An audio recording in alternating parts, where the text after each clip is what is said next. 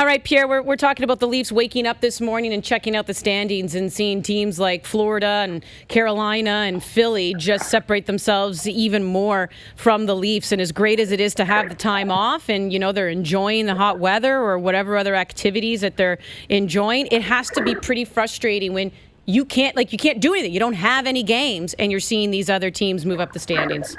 No, but what it means is the message becomes really clear going forward. There's no wiggle room now. You've got to step on it big time if you're Toronto.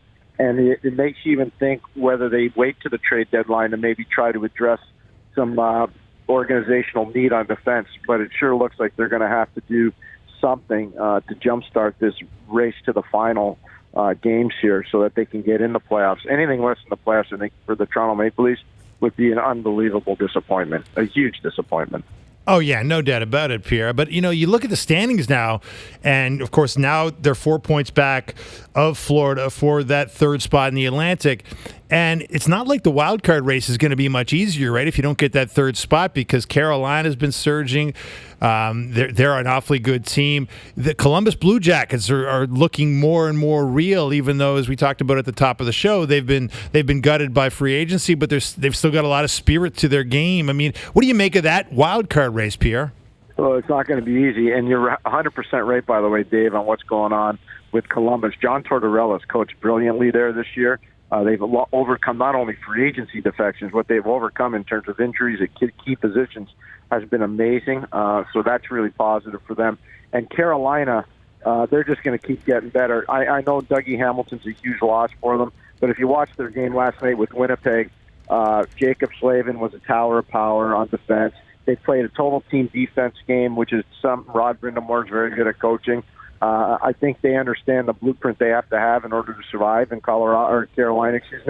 So I don't think that they're actually going to dissipate. If you're going to catch anybody, you're either going to catch Florida, who I think is playing really well right now, or you're going to catch somebody else that might have some injury situation, but it's not going to be easy. Do you have, so I know TSN came out with their mid-season top 50 player ranking, but just speaking of what John Tortorella has been able to do with that team and obviously Coach Q coming back, do you have a mid-season Coach of the Year ranking?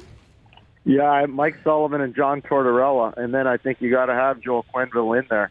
But the one thing I can tell you is what Mike Sullivan's done in Pittsburgh is just unbelievable. What you look at every single injury situation, the amount of players he's had to go through, the transition they've had to make in goal, whether it's with Matt Murray or Tristan Jarry, the huge injury situations on defense, which was not an organizational strength for them before the season started.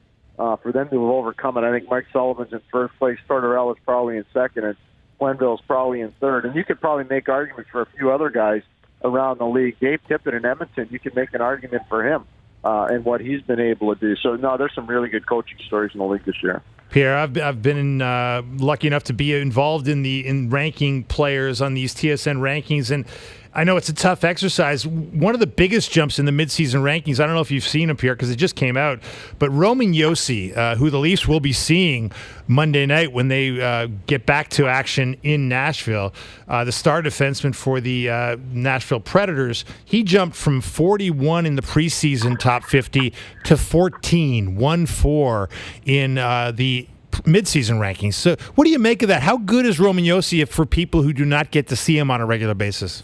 Well, he's really good, and he's a guy that's really comfortable in his own skin as a player. He's offensively gifted. He can log huge minutes. 24, 25 minutes a game doesn't bother him at all. But the biggest thing is his awareness of when to jump and when to back off.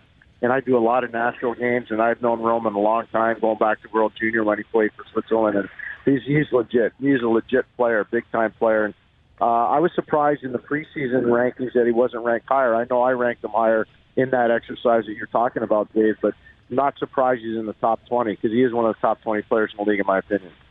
I wanted to go back, just you had mentioned Edmonton as we continue to chat with Pierre McGuire. We know the story came out yesterday about Connor McDavid, the PCL injury that he suffered at the end of last season, and more of the information coming to light. And we're actually going to have Ryan Rishaug join us in the 1 p.m. hour to talk more about it. But now we're finding out that McDavid really had, a pretty big choice to make because he had spoken to a couple surgeons, which, as Dave pointed out, surgeons are going to usually recommend what? Surgery. That's what they do. But he had spoken to a few, And the surgery it sounded pretty extensive to the point where he was going to miss this entire season, or he could have chosen to rehab it, which is what he did. Strict diet, workout plan, whatever else that he did. And here he is having this, remarkable year as well. I mean, just first of all, what do you make of Connor McDavid's decision? And B, the guys on Overdrive brought this up, and we're going to hear it creep into the sports world, I think, especially in Toronto, because of the whole Kawhi Leonard, right, situation. It's the whole load management. Do you think Edmonton should be going a little bit easier, knowing the history and story behind the knee? Well, I'm sure, let's take the last one first. I'm sure that they're understanding of him and his body, and they probably give him carte blanche to decide when he wants to go and when he doesn't want to go in terms of practice. And that's probably the appropriate thing to do with a player like that. I say this to people all the time. I say, what was it like to coach Mario Lemieux? I said, you don't coach players like that. You maintain them like you maintain a Ferrari or you maintain a high-end car. You make sure there's gas in the tank, the fluid levels are high, the windshield wipers work, and there's air in the tires. That's what you do. You don't coach those guys. You make sure they're maintained. There's a big difference. In terms of, his selection to go through the rehab part rather than the surgery, he knows his body. I'm sure he talked to a lot of really skillful people, and clearly it was the right decision. The one thing I would tell you, Andy, you talked about surgeons always recommending surgery. Have you ever seen a press release after a surgery where they say, oh, the surgery was a failure? They always say, it was an unbelievably successful surgery. Yeah, sure it was. Yeah, we messed this one up. Going to try another doctor. This didn't go so well. No, it's very true. I mean, it's remarkable the more you hear, obviously, about Connor McDavid, but also just how Edmonton relies on him so much. And I'm going to bring the whole load management on over to the Toronto Maple Leafs and Freddie Anderson. It's the curious case of Freddie Anderson. The more he plays, the better he is. Now that Sheldon Keefe has been trying to find moments for him to rest, he seems to have dipped a little bit. Maybe some of that also has to do with the way Sheldon Keefe is using his forwards. But now Freddie Anderson is going to be participating in the NHL All-Star festivities. And I know it's not really taxing there, but I don't know what you do with your goalie who seems to be in a rut. Well, this is where you wish your goalie would have had some time to actually take a little deep breath.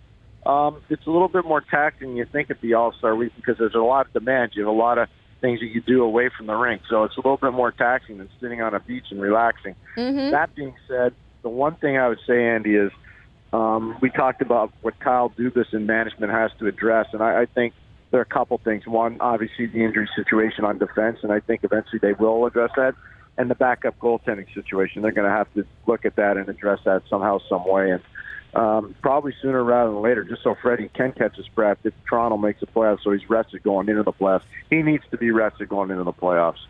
Hey, one guy that dropped out of the mid-season rankings after being ranked in the top 50 at the beginning of the season, Pierre, is Morgan Rielly.